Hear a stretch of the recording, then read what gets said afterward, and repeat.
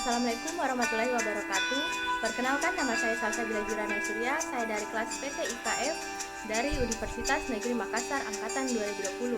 Di sini saya akan sedikit menjelaskan dan memaparkan tentang pengantar ilmu komputer pada topik pengenalan teknologi informasi. Ada 6 pokok pembahasan, yaitu definisi sistem informasi, teknologi informasi, definisi teknologi informasi, peranan teknologi informasi, perkembangan TIK, dan kebijakan nasional bidang pada TI. Yang pertama, definisi sistem informasi. Ada beberapa definisi sistem informasi menurut para ahli, diantaranya yaitu menurut Altar pada tahun 1992. Sistem informasi adalah kombinasi antara prosedur kerja, informasi, orang, dan teknologi informasi yang diorganisasikan untuk mencapai tujuan dalam sebuah organisasi. Menurut Bodnar dan Hopwood, pada tahun 1993, sistem informasi adalah kumpulan perangkat keras dan perangkat lunak yang dirancang untuk mentransformasikan data ke dalam bentuk informasi yang berguna.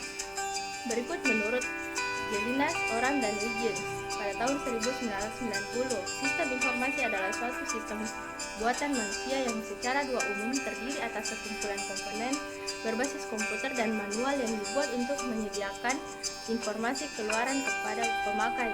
Berikut menurut Hall pada tahun 2001, sistem informasi adalah sebuah rangkaian prosedur formal di mana data dikelompokkan, diproses menjadi informasi, dan didistribusikan kepada pemakai. Menurut Turban McLean dan Viterbi pada tahun 1999, sebuah sistem informasi mengumpulkan, memproses, menyimpan, dan menganalisis dan menyebarkan informasi untuk tujuan yang spesifik.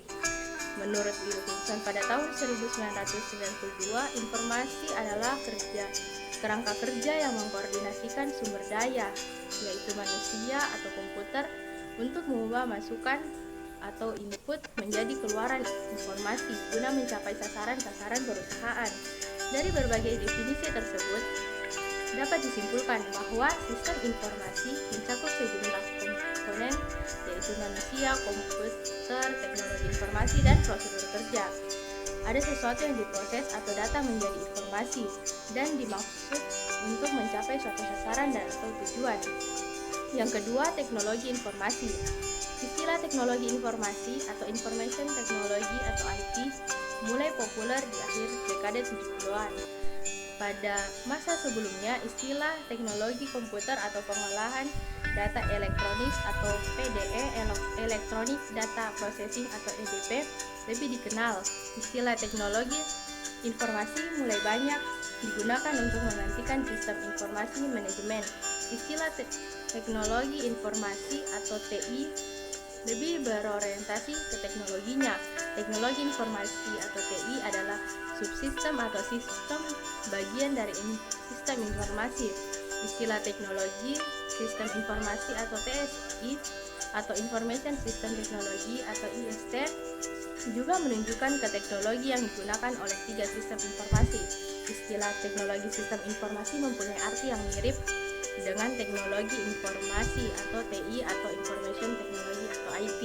Sistem komputer atau computer system juga merupakan teknologi informasi yang digunakan di sistem informasi.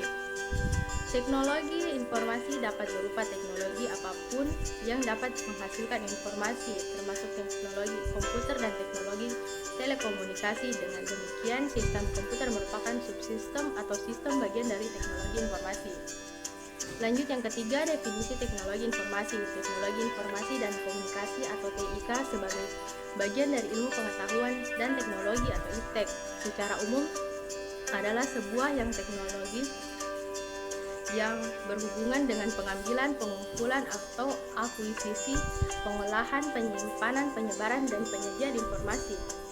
Kaitan TIK dengan proses pembelajaran disoroti lebih dibanding dengan kaitannya dengan bidang lain. Tanpa mengecilkan pengaruh TIK di bidang lain, bidang pembelajaran mendapatkan manfaat lebih dalam kaitannya dengan kemampuan TIK mengelola dan menyebarkan informasi. Dalam prakteknya, istilah sistem informasi lebih sering dipakai tanpa embel-embel berbasis komputer, walaupun dalam kenyataannya komputer merupakan bagian yang penting. Yang dimaksudkan dengan sistem informasi di sini adalah sistem informasi yang berbasis komputer, sistem informasi atau SI atau Information System atau IS yang menunjukkan sistem yang dapat menghasilkan informasi yang berguna. Yang keempat, peranan teknologi informasi. Peranan teknologi informasi pada aktivitas manusia pada saat ini memang begitu besar.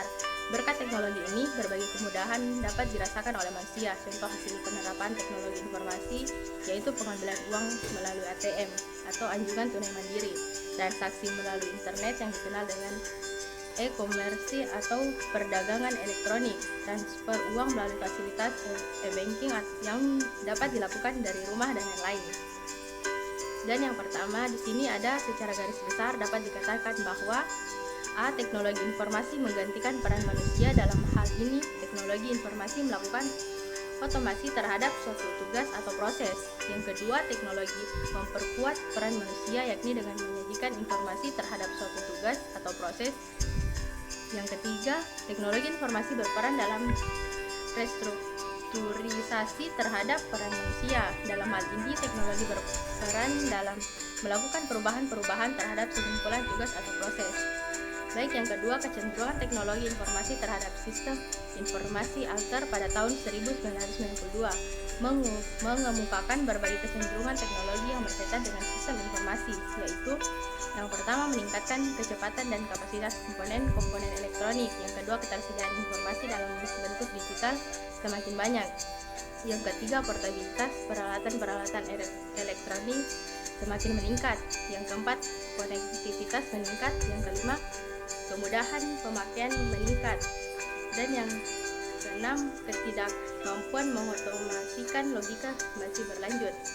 Oke, yang kelima, perkembangan TIK. Indonesia pernah menggunakan istilah telematika atau telematik untuk maksud yang kurang lebih sama dengan TIK yang kita kenal saat ini.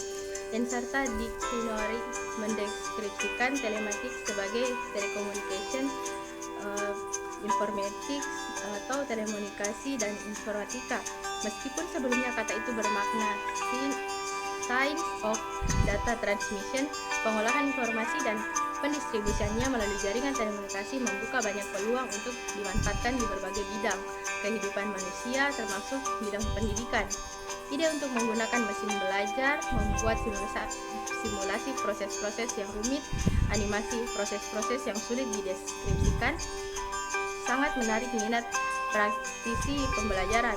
Tambahan lagi, kemungkinan untuk melayani pembelajaran yang tak terkendala waktu dan tempat juga dapat difasilitasi oleh TIK.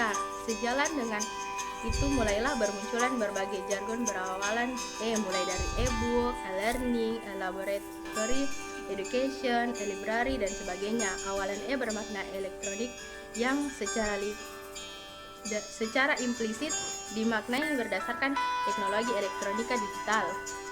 Yang terakhir, kebijakan nasional di bidang TI menyadari pentingnya TIK atau TIK sebagai bidang yang berperan besar dalam pembangunan nasional. Kementerian Negara Riset dan Teknologi memberikan arahan sektor-sektor yang diprioritaskan untuk dikembangkan melalui kegiatan riset, antara lain yang pertama infrastruktur informasi. Infrastruktur informasi terdiri atas beberapa aspek yang seluruhnya harus dibangun secara paralel dan saling menunjang.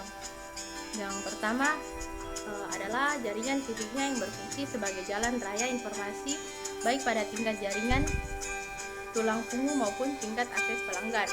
Yang kedua, menekankan pada kemanfaatan sebesar-besarnya pengelolaan sumber informasi bagi seluruh komponen masyarakat. Aspek terakhir adalah pengembangan perangkat keras baik di sisi jaringan maupun di sisi terminal. Nah, pada poin kedua di sini perangkat lunak, pengembangan perangkat lunak diarahkan pada realisasi sistem aplikasi yang mampu menunjang proses transaksi ekonomi yang cepat dan aman serta pengambilan keputusan yang benar dan cepat. Poin ketiga, kandungan informasi atau information content. Kegiatan pengembangan kandungan informasi atau information content bertujuan melakukan penataan, penyimpanan, dan pengelolaan informasi yang diperlukan untuk meningkatkan efisiensi proses pembangunan, pengorganisasian, pencairan, dan pendistribusian informasi. Poin keempat, pengembangan SDM dan kelembagaan dalam pengembangan sumber daya manusia atau SDM. diperlakukan upaya peningkatan kemandirian dan keunggulan yang salah satunya adalah dengan mengembangkan sistem pendidikan dan pelatihan untuk membentuk keahlian dan keterampilan masyarakat dalam peneliti dalam bidang teknologi yang strategis serta mengantisipasi timbulnya kesenjangan keahlian sebagai akibat kemajuan teknologi, khususnya teknologi informasi dan komunikasi. Yang poin kelima, pengembangan regulasi dan standarisasi atau Kementerian Negara Riset dan Teknologi pada tahun 2006. Program kajian regulasi meliputi penyusunan undang-undang dan penyempurnaan berbagai kebijakan terkait bidang teknologi informasi, komunikasi, dan broadcasting. Salah satunya adalah penyempurnaan cetak biru telekomunikasi dan Undang-Undang Telekomunikasi Nomor 36/1999 yang sudah mulai ketinggalan dengan perkembangan teknologi dan tuntutan masyarakat. Oke, mungkin cukup sekian poin-poin dari saya. Kurang dan lebihnya mohon dimaafkan.